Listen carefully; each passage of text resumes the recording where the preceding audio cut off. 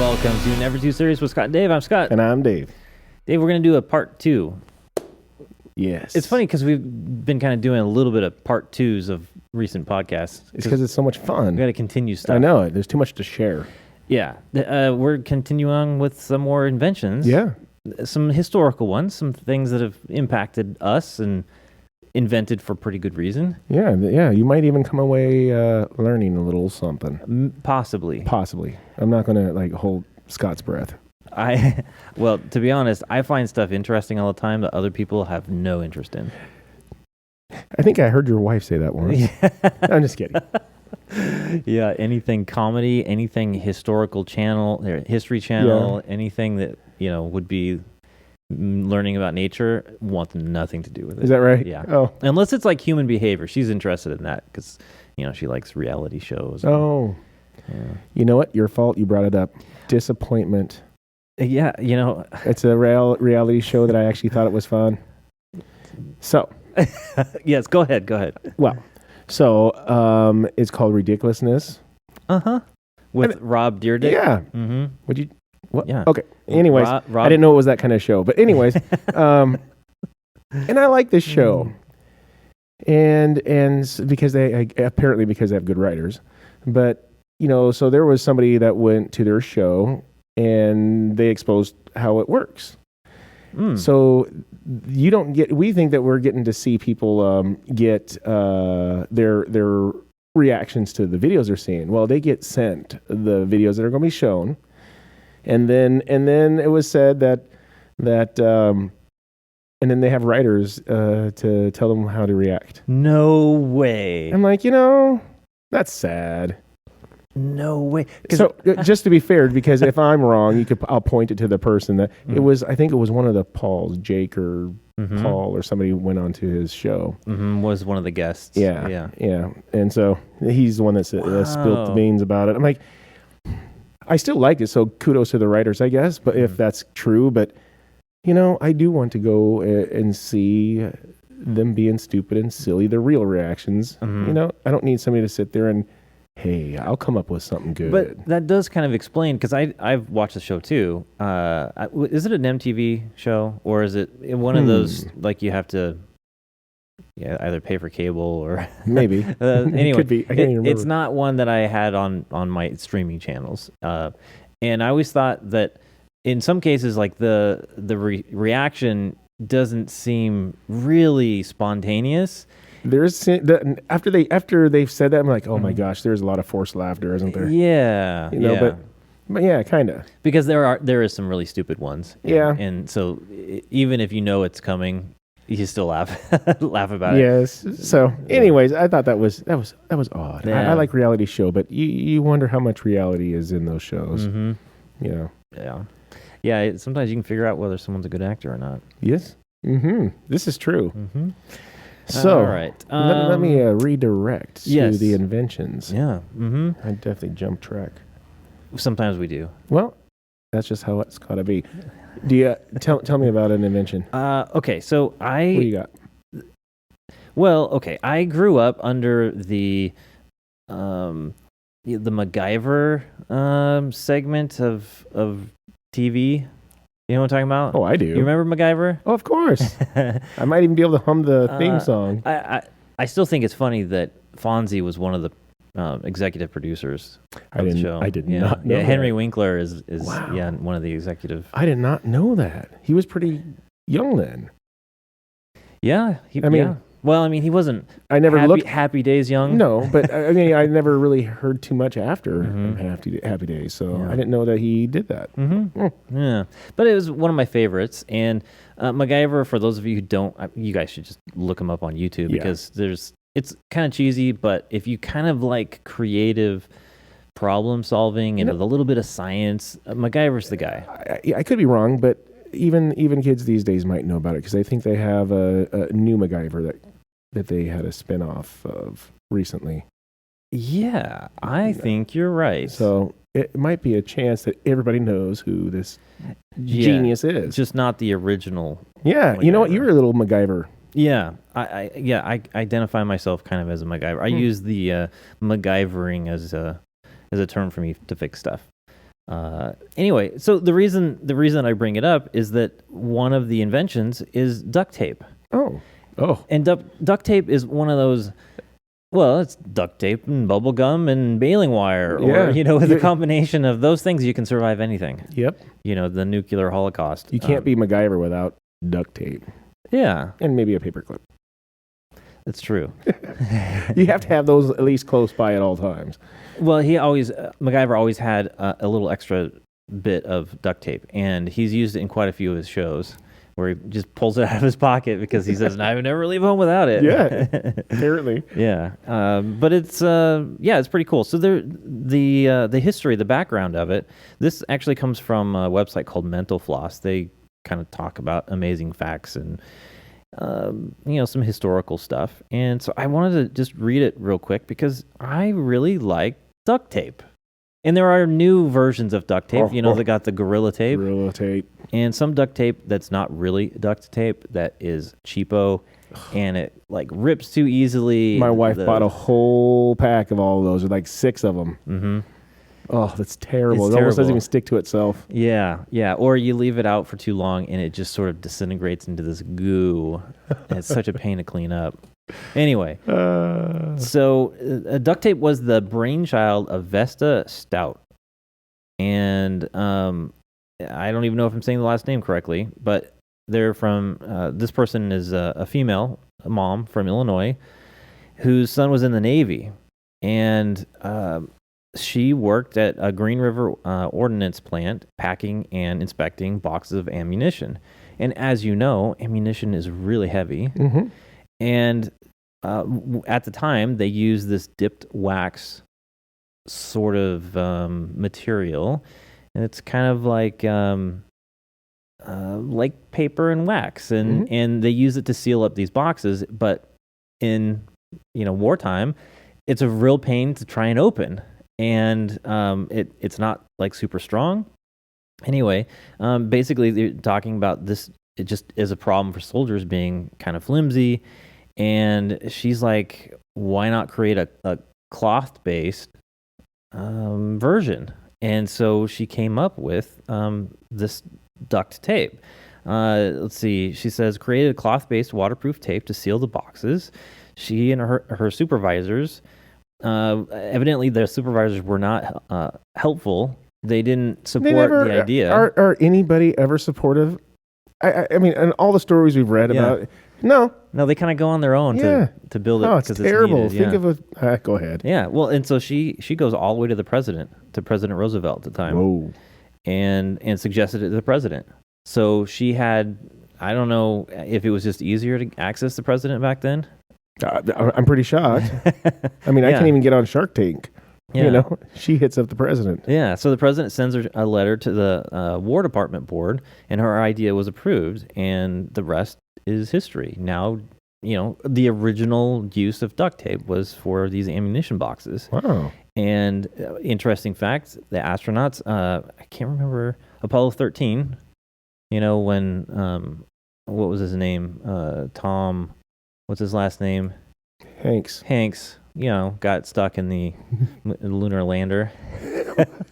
You know what I'm talking about? No. The movie Apollo 13? Oh, I don't even know if I've seen it. Okay. I know it wasn't Tom Hanks, but I know. Anyway, the story is that they were, the guys were trapped in this, I don't know if it was a lander, but they were trapped in this lander for, I want to say, it was 86 hours or something. Oh. And it had been designed to only handle for 48 hours with, I want to say, 2 people. And they had 3, and they had to last for 80-something hours in order to survive. And so they had to fix the CO2 scrubbers in order to have the oxygen necessary. Oh. And so they took duct tape as one of the things that was available.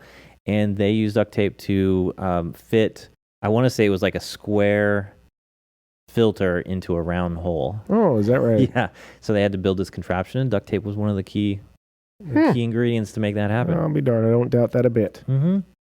Yeah. But I love duct tape. You have to. I mean, come on. I mean, what? Yeah. If you're a dude in America, at least, you got to like duct tape. Got to have something rolling around in the back of your truck. Yeah, or on your truck to keep it together. Well, that might be true too. Have you seen that? You see you can tell the car has obviously been rear-ended, and the whole back bumper is just held on by duct tape. Yep. And they don't even do a good job of like concealing that it's duct tape. They just wrap it all up. Yep, just gotta get it done. Yeah. Gotta get to work. Yeah. No, think of where we would be without the duct tape. A lot of ducks without tape. Yeah. I wonder why they call it duct. Because it goes into the ducting. Because it wasn't originally for ducting. Right. But it is now. I imagine that somebody finally took their patent and mixed it up their way and used it for the duct work in. I know. I will be honest. I said duck for a lot of years. Yeah. When I was a kid, I thought for sure it was duct tape. And then they told me like, yeah. No. There's not even a duck logo on there, I don't think. No. Nope.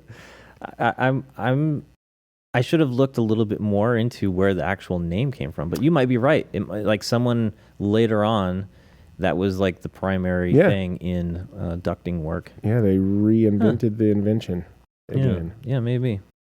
You want to hear another one? Yes, I do. So we talked a little bit about this one on the last episode, and I find it very fascinating because I'm a tech nerd. And barcodes. Mm-hmm. Barcodes.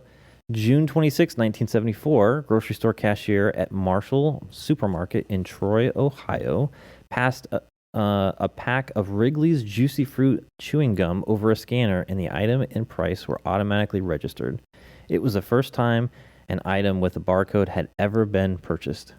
Wrigley's Juicy Fruit gum. Yeah. Back when it was like a penny, I'm sure.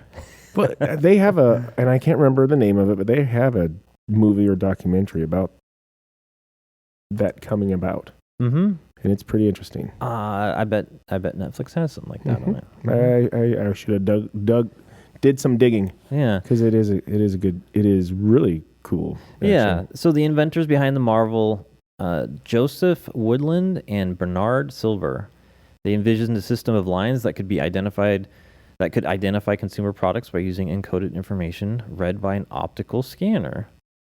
And this was, like we talked about on the last show, it was kind of inspired by Morse code. Yeah. There's several different types of barcodes that are used today. The standard barcode known as the Universal Product Code, the UPC -A, which are comprised of 12 digits, and each little segment of digits represents certain things. Yep. Like the first three denotes what type of item it is, like if it's a health-related item or something. And then the rest of the stuff can be product-specific and manufacturer. Yep. So I find it kind of an interesting thing. Growing up, barcodes were still kind of new.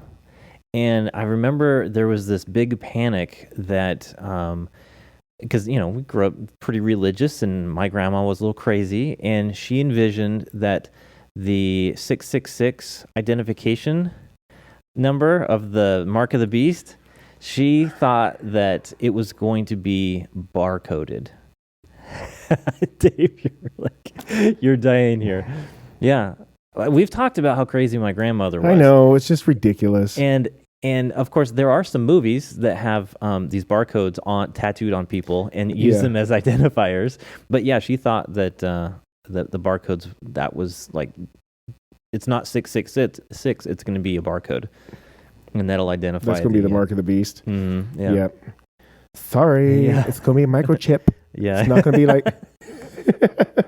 It'll be a microchip. It's not going to be a freaking barcode. Come on, we're way past that. Yeah. But like you were saying, I don't know what it's called, but on your phones, they invented the QR code. Yeah. I mean, so I mean, it's crazy, and it was all stemmed from one person's idea. Yeah, and then once they got into this barcode, then it became a bunch of other things. There's other barcode standards that exist, and then they identify certain aspects of, like sometimes country of origin and some other things. Location and QR codes, though, I think, because I personally like QR codes, I think that there's some cool flexibility in QR codes. You can also have unique designs where you can throw in different color or some hidden logo stuff into a QR code, but they weren't popular until the pandemic, when QR codes really became useful to the everyday person who had a smartphone. And of course, we talked about it before, which is that a lot of the phones now are just natively compatible with scanning QR codes. Yeah. So they'll recognize it. Like I had my Apple TV. I have a subscription on there, and evidently it had lapsed or expired or something. And so it presented a QR code. And instead of me having to go back and log into, my account and do all this stuff, because it's a pain to do it on the little remote, it just has the QR code, and you scan the QR code. It takes it directly to the website to confirm that that thing is approved. Yeah. It was so fast. Oh, yeah. That is nice. I've tried to use it once, but I've not really used it. Yeah. Well, I just, whenever you see one, just grab your phone, see where it takes you. I don't want to do that. Somebody's going to be watching me on the other side. That's right. Yeah. Well, you got to get TikTok off your phone. Oh my gosh. Just kidding. Oh. Yeah. We need to talk to one of our buddies. Yeah. No kidding. We need an intervention. The things that you have to give away to be on that site or whatever you want to call it is unbelievable. I can't believe it. Wasn't Joe Rogan? I want to say it was one of his interviews where they really dove into what TikTok could do. I know Tucker Carlson, he had a little awakening for people. Oh. And it was all the... I'm going to have to watch that episode. Yeah. Rogan's podcast is a little long, and sometimes it's hard to find specific segments like that, unless he's packaged it and put it on YouTube, which is possible. But... Yeah, let's stay away from TikTok. Yeah. Want to hear another one? Well, yeah. Yeah. Okay, this one's not as... Well, I don't know. It's kind of interesting to me, so maybe other people will find it interesting. So... Oh, man, you already lost me. Okay, so let's talk about toilets. Oh, I'm all in on that. I happen to use one once or twice a week. A week.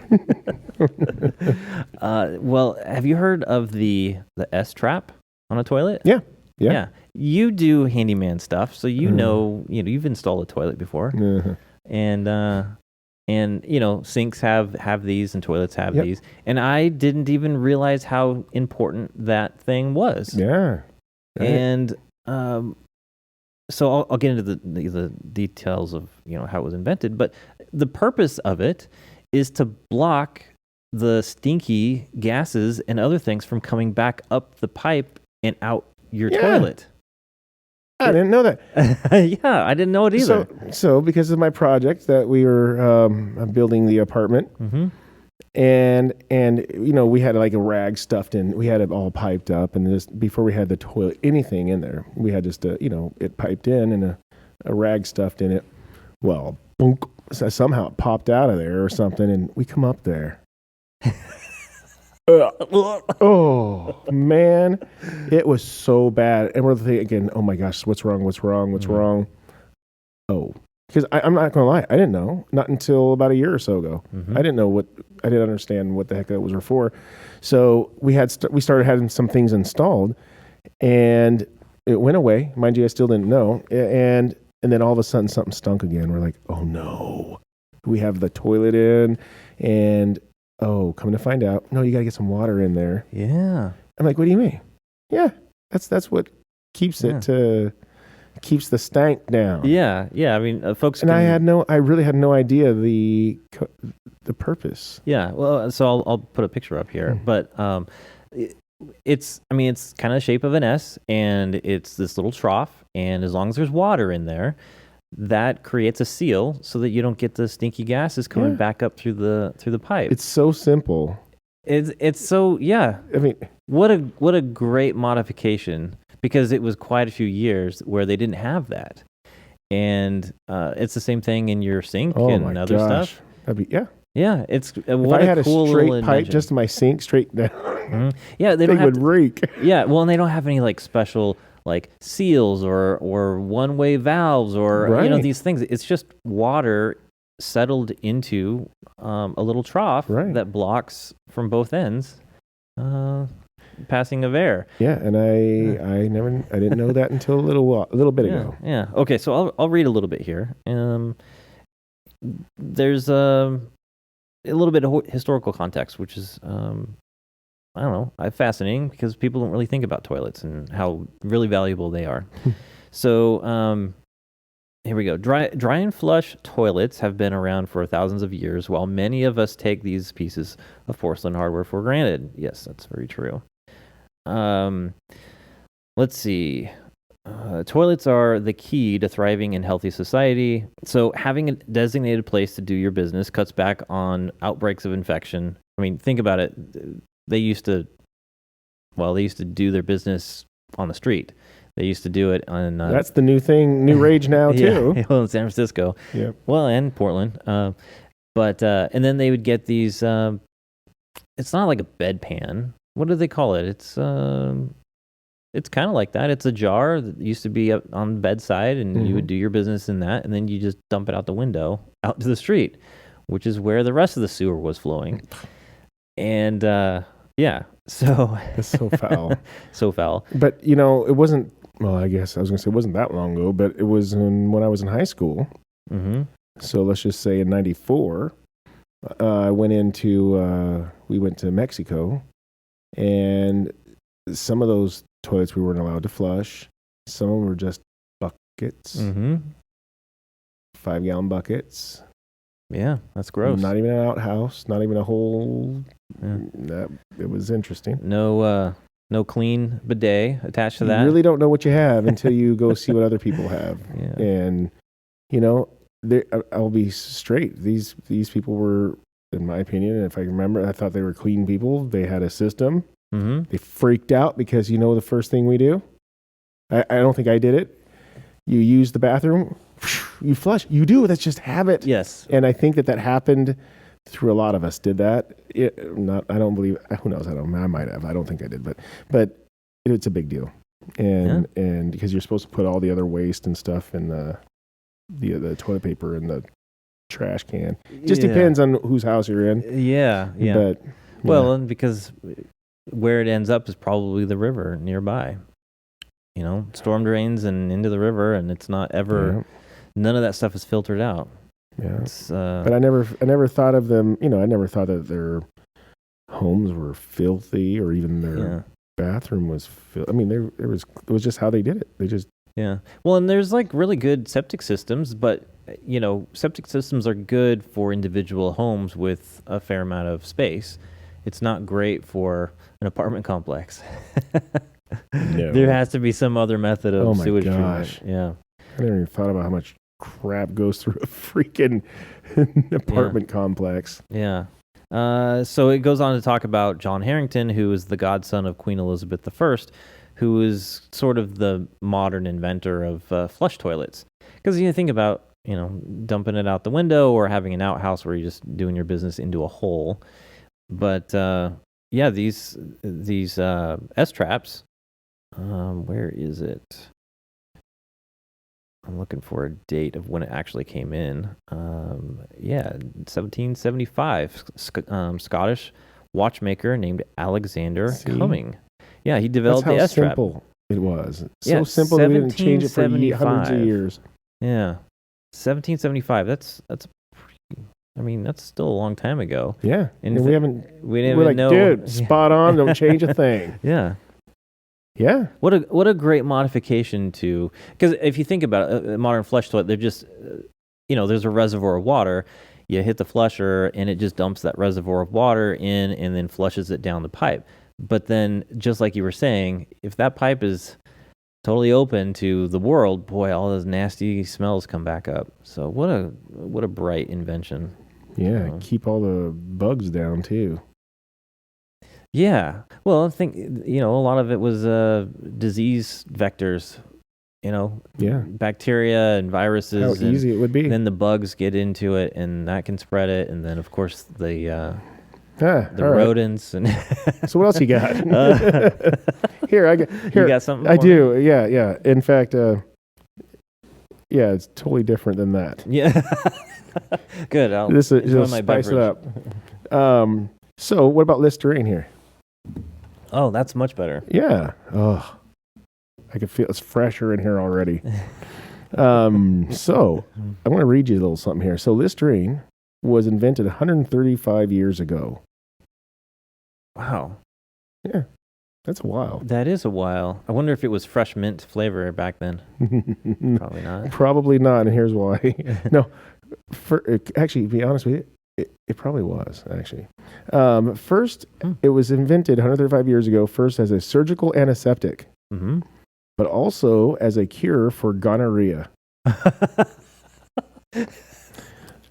I'm gonna have to go get me some Listerine stat. So that must be interesting. Yeah. An article from 1888 recommends Listerine for sweaty feet and soft corns. Not the hard ones, apparently. No. Developing between the toes, by the way. Okay, so over the course of the next century, it was marketed as a refreshing additive to cigarettes. Oh. I wonder if that's where menthols came from. Yeah. It was also good for a cure for the common cold and as dandruff treatment. Huh. I wonder if it really fit, because sometimes, I've had some used, what was it, Head and Shoulders years ago. And sure, it tingled, but I just thought they just put some crap in there, make it tingle, so make it look like it's doing something. Yeah. Is it? I don't know. Maybe Listerine is just like, or what, The active ingredient is peppermint oil. It just made it feel like it was tingly. So, but it was in the 1920s that the powerful germ-killing liquid finally landed on its most lucrative use as a magical cure for bad breath. Huh. And I'm sure, because Listerine today still burns the heck out of your mouth. Yeah. I'm sure that people freaked out about that. But I mean, maybe people were still back then buying like snake oil and other, liquid things to cure anything. But whatever happened to, it was an antiseptic. It was, this one here, you have to spit it out. You're not supposed to drink it. But here's the other thing. You know what else it's good for? Getting you drunk. Yeah. I was watching this one show. It was about a bunch of drunks. Yeah. No, it's oh my goodness, I can't think of the word. Intervention is what it was. Okay. Yeah. And so this lady, I didn't know there was you could get that far. She would drink so much that their family would take all of the bottles and stuff away. And she even went to the bar and she came out livid because somebody stole her car, and they even pointed, it's right there. She lost her stuff, and it was right there. Anyways, she would go buy, because she couldn't keep any other alcohol, go buy Listerine and drank it like it was water, man. I couldn't even believe it. There's got to be something else in there that would just ruin your insides. I just couldn't believe it. I mean, I've drank in it before. Just I used to use it and it go down my throat and stuff. And it is. Yeah, it's a little spicy. Yeah, and it makes you wonder, because I know some heavy alcoholics they like that burn. Oh, okay. And so maybe it's that as it goes down. But there's alcohol in it enough to get them jacked up, I guess. Yeah. But she goes around with like a half half gallon of Listerine. Got a story for you. I want to say you may have worked with this guy. Oh. This was way back in the day. I was working for Plymouth Chrysler, doing those car displays in the malls, and there was a guy, I won't mention his name. Oh, I about threw it out. You know who I'm talking about. So he was an alcoholic. Definitely know who you're talking about. I really enjoyed working with him. Really enjoyable guy, and he was a good guy, and very open about his alcoholism and his recovery. And he was so excited about. I want to say it was a Mazda RX-7 that he used to soup up because he had lost his license for such a long time, and this was like his baby. He finally got his license back. He just decked out this car. And anyway, he used to tell me stories of how low he had gotten. He was drinking the alcohol out of those little like food heater, like burner things. Oh, no. You know what I'm talking about? Mm-hmm. Little Bunsen burner or whatever. Oh gosh, I know what you're remember, talking about. I can't remember the name of it now. But it's like a little gel, and there's a process that you can do to it to turn it into a liquid. And he said that he used to drink the liquid off of that because he was so bad, like so messed up and needed it so bad. Yeah, like resort to some crazy stuff. That's bad. I will tell you that's why I think alcohol gets too good of a rap. I mean, I'm not trying to say there's other drugs out there that have a bad rap. Yeah. But I'm just saying that alcohol, you could go from having a great time to death in a night. Yeah. You know, it's scary how. Yeah, and over time, boy, it can really damage you. Absolutely, if you're doing it in excess. Yep. As I drink a sip of my beer. Right? Well, that's funny you brought him up. I remember. Yeah, I wonder if he's still around. I wonder how he's doing. Probably hitting the bottle again by now. COVID probably sent him over the freaking loop. Yeah. Well, I mean, considering the modern technology of Facebook and stuff that we have today, I probably could find him. Yep, you just might. Let's see. Okay, so I brought up this bottle of, it's called Bactine. Ew, that doesn't sound good. So when you were talking about all these uses of Listerine, I watched the Christmas movie, A Christmas Story. Yep. And the mother in the Christmas Story had, I want to say it was Bactine, and it was the cure-all for everything. Is that where I heard that before? Yeah, and when Ralphie was, shot his eye out, you'll shoot your eye out with that BB gun. He had had a little cut on just below his eye, and Bactine was, I want to say Bactine was the remedy, and there was something else that was like in the movie as well. And then the modern take on like the second version of it where the child actors are back creating this new movie, she's still using it. Really? Yes. Oh, well, it was a nice throwback. I'm going to be watching it soon, so I'll check it out. Yeah. Oh, that's interesting. Yeah. So anyway, yeah. Do you want me to go on to my next one, or you got another one? Well, yeah, go on, and then I'll bring up another good one. Okay, so this was a confusing one because there's so many conflicting stories and there's old wives' tales. But we had a time change recently, daylight savings time. We fell back an hour. Mm-hmm. And I didn't, for the longest time, I thought that the reason that we had daylight savings was because of the farmers and farming and needing to be up at certain hours and all this stuff. Total wives' tale, not true. I don't know if I heard that one. Yeah. Why is it? It's not true because farmers get up at the crack of dawn and before because sunlight determines when they're working, not the hour. Sure, okay. Yeah. So nature is what forces them to be out working, not a 9 to 5, a boss telling you when to work. I would be really shocked that anybody would do anything for the farmers. So yeah. Well, especially today. Trust me. Yeah, well, yeah. It's getting worse today. That's not me making fun of them farmers. It's just I just know they don't get enough respect. Yeah. I totally agree. Daylight saving time was first implemented in the U.S. With the Standard Time Act of 1918. It was a wartime measure for 7 months during World War I in the interest of adding more daylight hours to conserve energy resources. It was originally, I want to say it was 18, let me look here. I should probably do a better job of taking notes. It was actually 1784 where this guy basically said, hey, it was Benjamin Franklin. Just some guy. Some guy. I think that's what it says here. In a satirical letter to the editor of a journal in Paris, Franklin suggested that waking up earlier in the summer would economize on candle usage. And, of course, it was in a satirical letter. We're doing this. He wasn't serious about it. Because of candle usage? But some other people considered that's kind of an important point, is like you could save on candle usage, or in now modern terms, energy. Electricity. Yeah, because you're shifting the times where people are up No. using this stuff. Not in these days, because some of these people don't even leave the house anymore. And it's always dark. Got their video games going 24/7. They have everything. They're plugged in. Yeah. Well, and think about energy usage has changed significantly. Think about summertime, and when is the hottest point of the day, and at what point is your house without air conditioning the hottest?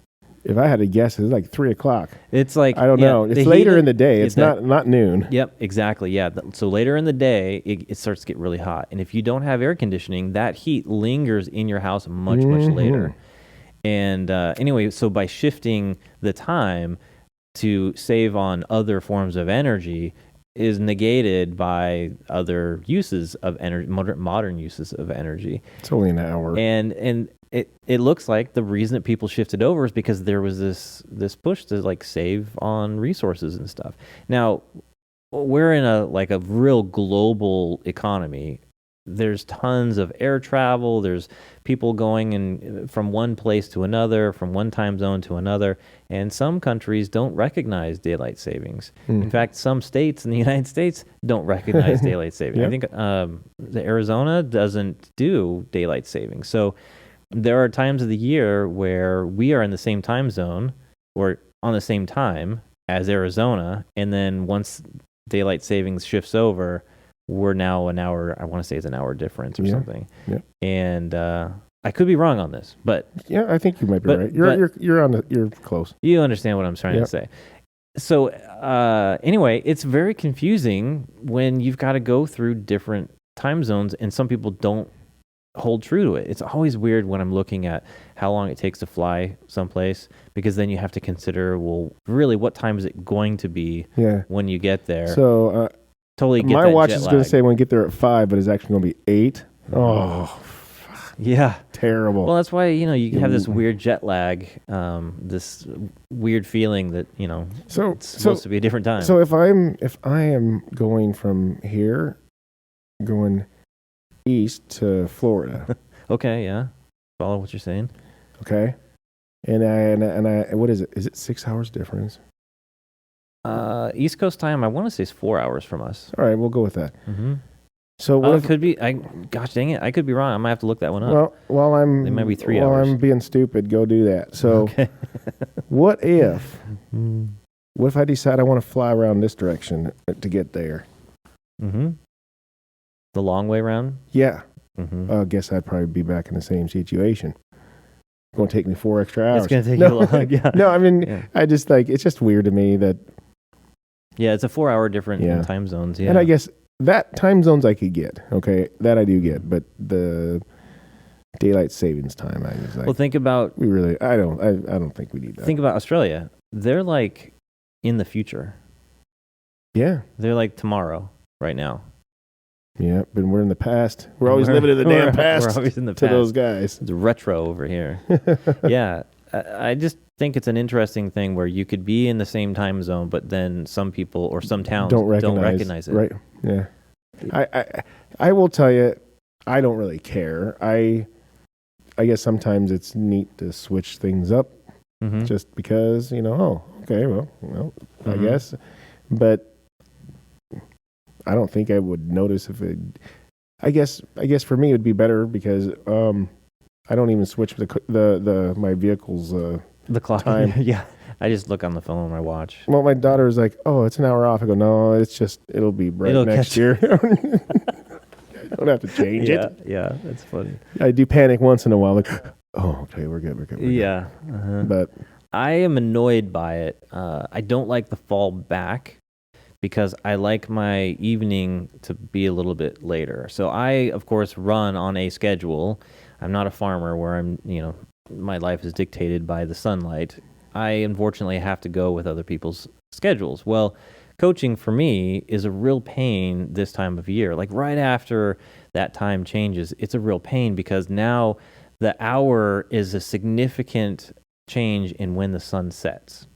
So like right now, 4:30-ish is when the sun is setting for us. A month ago, that would have been 5:30. So when I do a coaching session from 4 o'clock to 5 o'clock, I'm only getting half the sunlight now. I can't even finish the coaching session with light out, which you could do that indoors.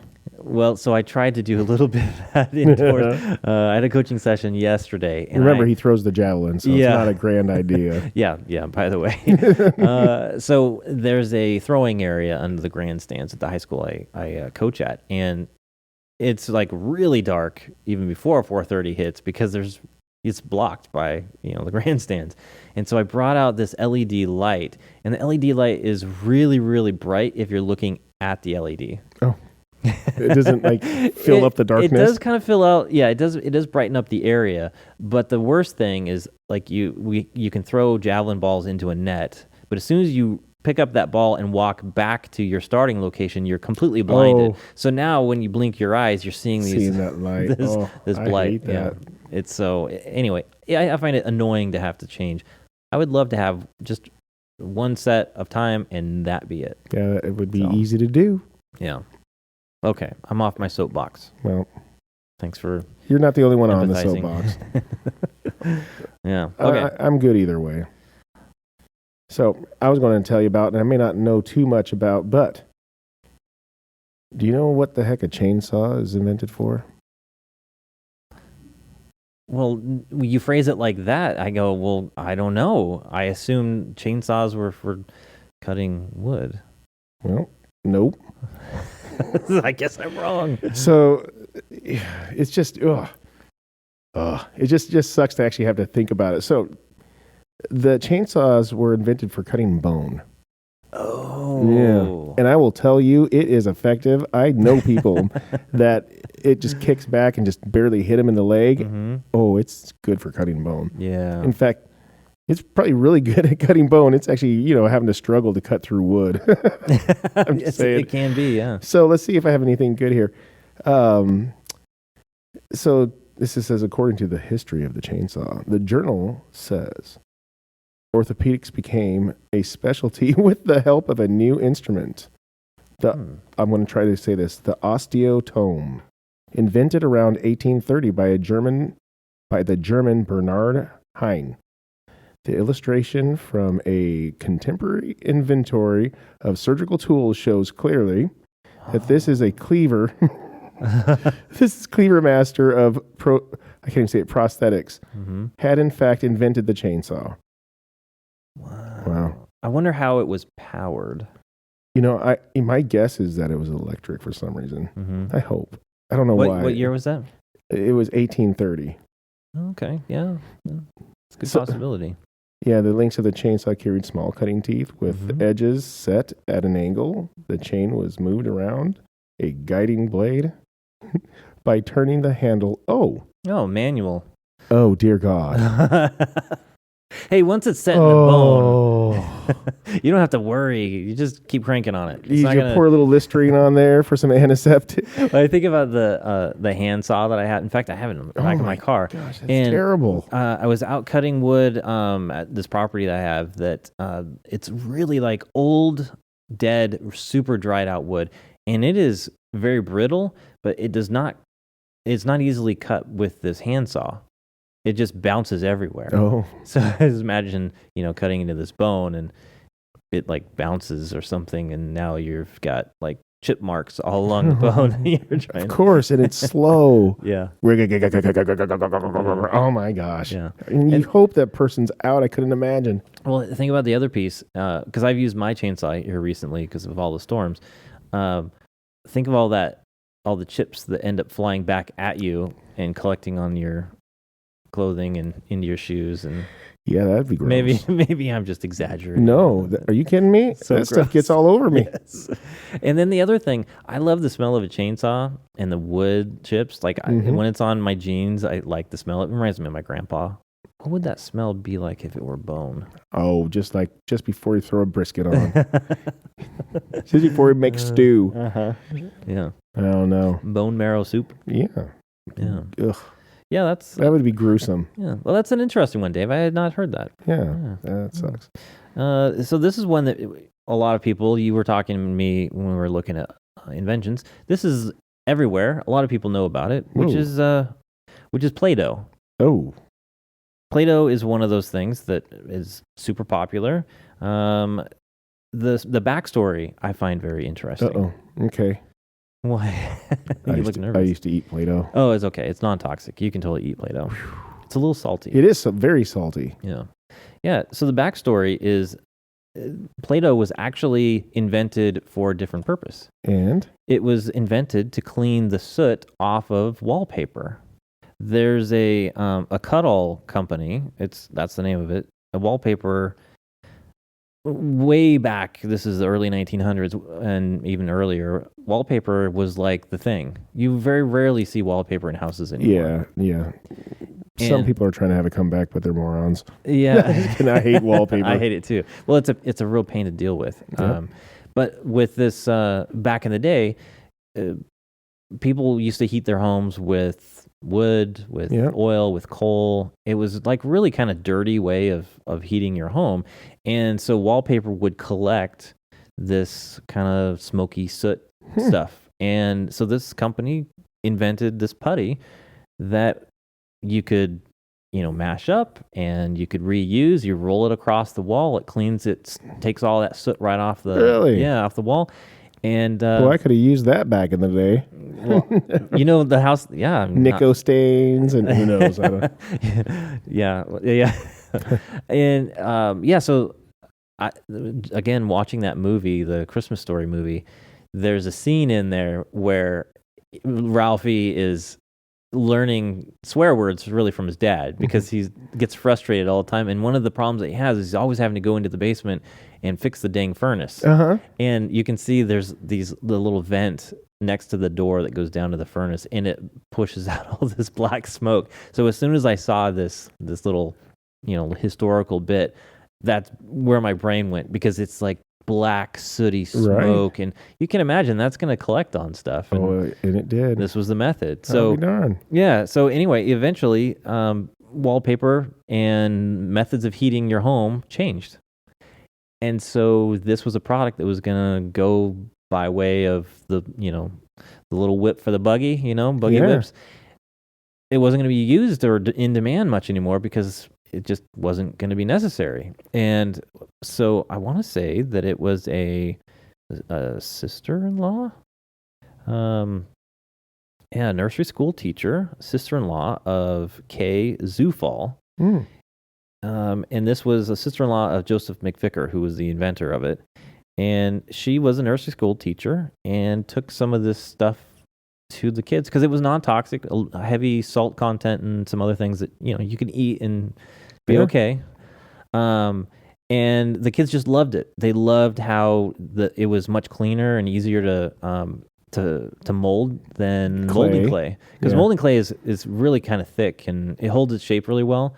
So, it's got its pros and cons. Yeah. But so the kids loved it. And so this was like a big deal. Apparently it was a huge deal. Yeah. Play-Doh's still a big deal to kids. She recommended that he change his business model and actually market this to as like a clay alternative. Well, somebody helped out somebody. Good to hear. Yeah, and I think it's Hasbro. I think it's Hasbro that owns the company or the rights to it. Yeah. Yep. Yeah.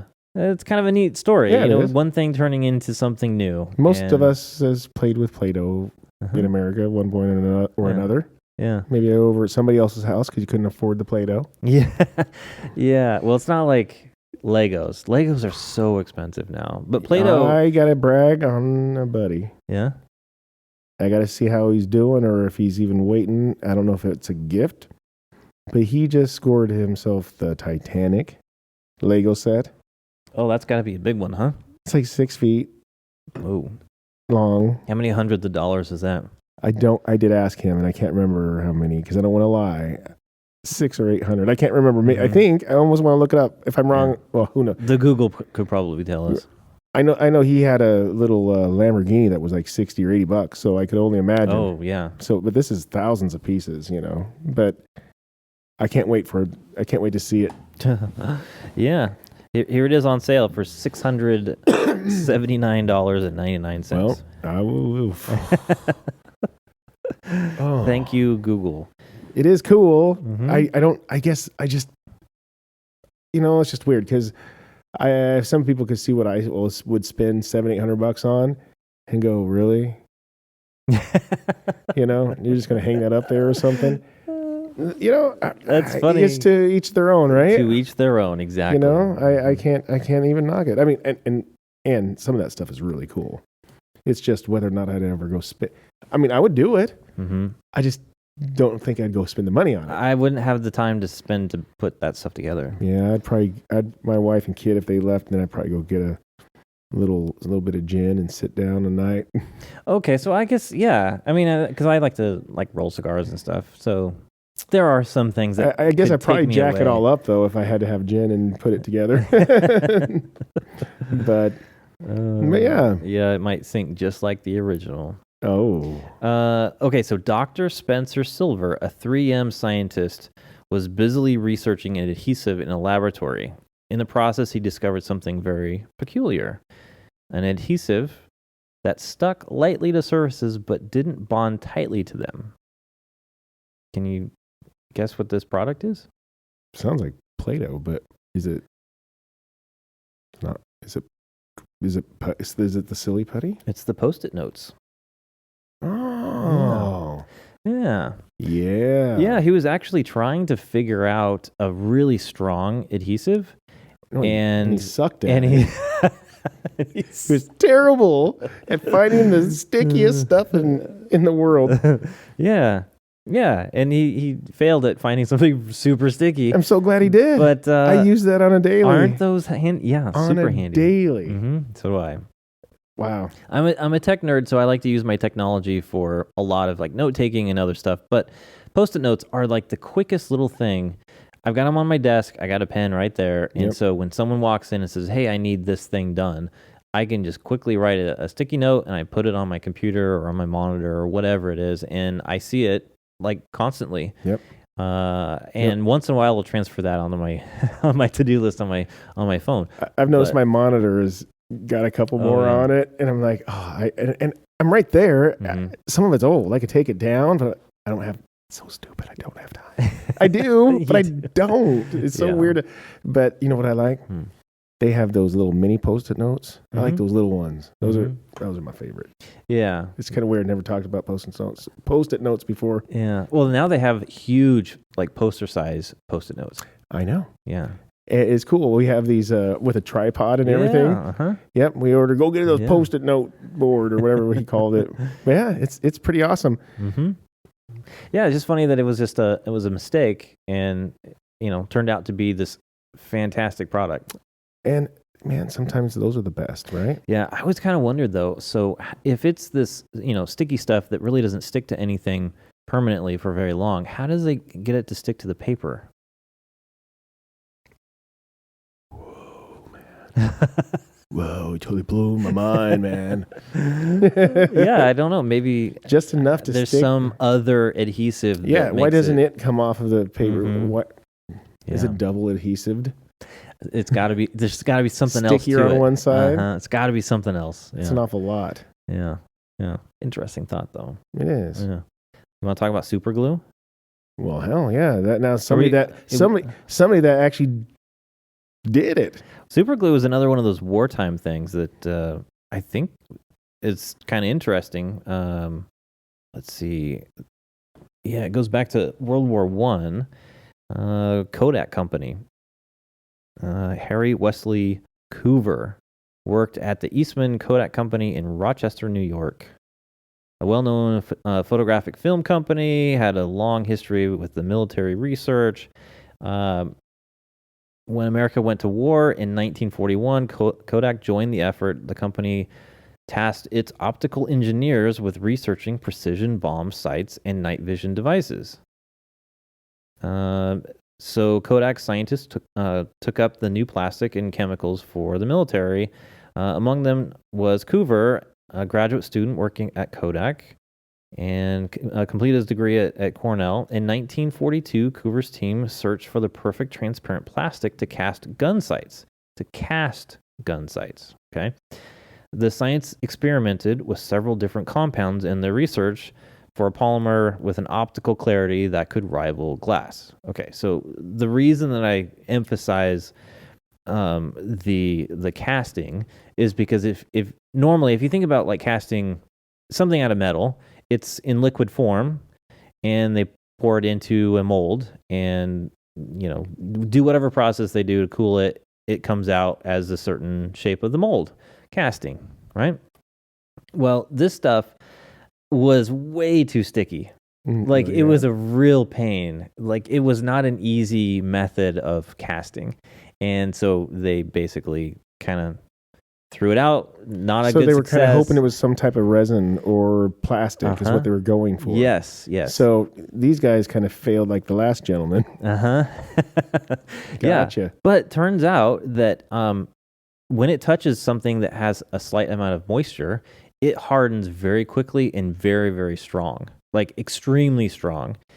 And so they started using it for other things like the airplane like canopies.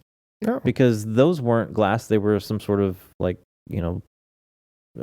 plastic of some, I don't even know what they call it anyway, but they realized that this stuff was super, super strong, and they even started using it later on to bond skin together from cuts and injuries. They actually started using it in some cases internally.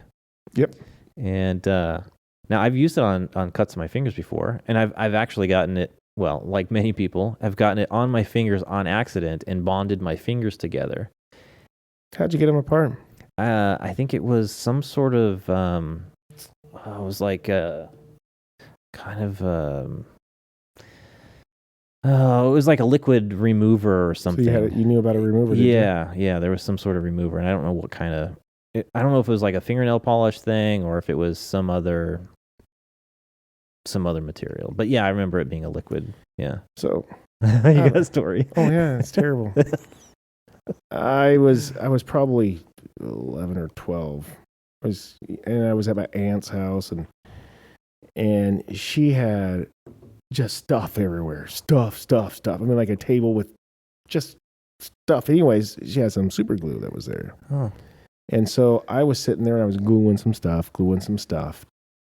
I didn't know that it was leaking all down into these 3 fingers. Completely. For a while. Oh, no. He's talking about his like pinky ring and middle finger. Yeah. And they were, all the way up. And I got panicky. Like I said, I was going to get in trouble. I used I used a steak knife. Oh, no. And I just started cutting and sitting there crying, just cut, please. And it took me forever. Bloody mess. I can't even believe I don't have... No scars? I have to look now because I've forgotten. Do you have fingerprints? I should tell you about this one fingerprint. It involved a cigarette lighter in a car. Oh, no. It got stuck to it. And I'm like, I had to rip it off, and I have a jacked up fingerprint. Yeah. Can't work for the FBI, evidently. Well, no, actually, dang it still shows as unique. Oh. But yeah. Gosh, unfortunately, that's really sad. If I do mess around with any of that glue, I'm maybe because it's just PTSD. But I have to put on some of those little latex gloves, man. I didn't know that there was like some kind of acetone and stuff that could take it apart. Yeah, there you go. But I was just too scared to tell them that I got it all over me. Yeah, which is stupid. I should have just like, yo, I got some stuff on me. I know I'm stupid. But I don't know. I was always afraid of getting in trouble. Well, so they, like I said, they used to, use it for internal injuries and stuff, and they did a whole bunch of tests on rodents or whatever, and turns out that the rodents would get tumors in the areas that had been used, so it had never really been approved for internal use. So they must have came up with something else. Yeah, because they have some kind of glue that they use now to glue it into. Well, and maybe things have changed since the time where they were trying to get this approved. But still, that's why they got there. Yeah. I mean, that's... Yeah, there's a ton of different really cool medical technology for like war zone areas. One of the things in like first aid is just trying to get the bleeding to stop. And so they have these packing materials that you can pack a wound with that's like I don't know if it's like in a gun or like a syringe type thing, and they can just put it into a hole in your body and push it in there, and that stuff expands and basically seals it up until you get to the hospital where they can pull it out. They recommend you having some tampons on you for if you have any major bullet wounds and stuff. Yeah. But you're right. It is a syringe that you have to, unfortunately, be able to. It's like this big around. It's a big syringe. Yeah, holy and you cow. have to stick it in there. Dear Lord. The things you have to do to save your life in that kind of a situation. At that point, if you were still probably conscious, in shock, you're probably going, hey, hell, I'll just take it out. Yeah. I don't know. Yeah. I couldn't imagine being in the situation you have to use that. Mm-hmm. Yeah. One last one? Yeah. Okay. Do you have more? Is there anything else you want to share? I don't think I should. Okay. No. Everyone knows about Viagra. Oh. Did you? I've never heard of it. What do you mean? Everybody knows. What do you mean? Yeah, the little blue pill? Little blue pill, yeah.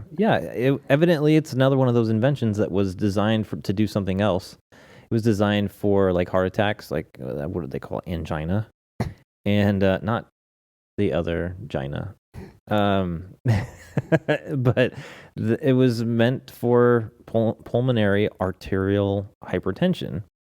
And turns out that a lot of these people who were in the test group taking this stuff noticed something else was Doc, changing about their body. It's been 3.5 hours, man. Well, and that's the thing is they said that they noticed that an erection would last up to 2 hours. But if it lasted more than 2 hours, you better get medical attention. Now, how they get that out of your system so that things go back to more of a relaxed I think they rub it out.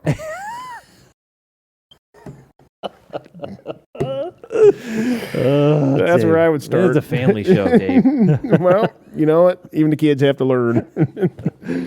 Oh my God, that's terrible. Yeah, that's funny. It's just funny that there are people who go in and are like test subjects. When clinical trials are ready for humans, they go in there and they come in. They don't know what to expect. There's like 43 guys in there, and they're playing like lightsabers, like some Spaceballs action going on in there. So funny. That is, but how weird would that be? They're like, dude, I'm not even thinking about anything. What I mean, because people that take Viagra, they expect something right now. Mm-hmm. Those people didn't expect a Woody. Yeah. And so that just had to have been kind of a peculiar that. Yeah. And it makes me feel like, holy cow, this wasn't that long ago, 1989. No, not really. Pfizer was developing it. And then I want to say, was it right around 2000? I think it was then approved for erectile dysfunction. Yeah, they probably completely dropped what they were going with. Like, let's just do it for this. Yeah, I could be wrong on that. You know what we could do? We should. Have you ever used it? No.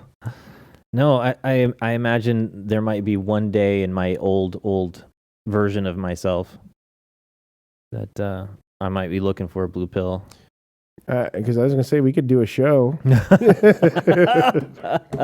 could score We're some. We're going to lose so many audience members. Because nobody ever talks about how long it takes until it gets effect. No, they say 20 minutes.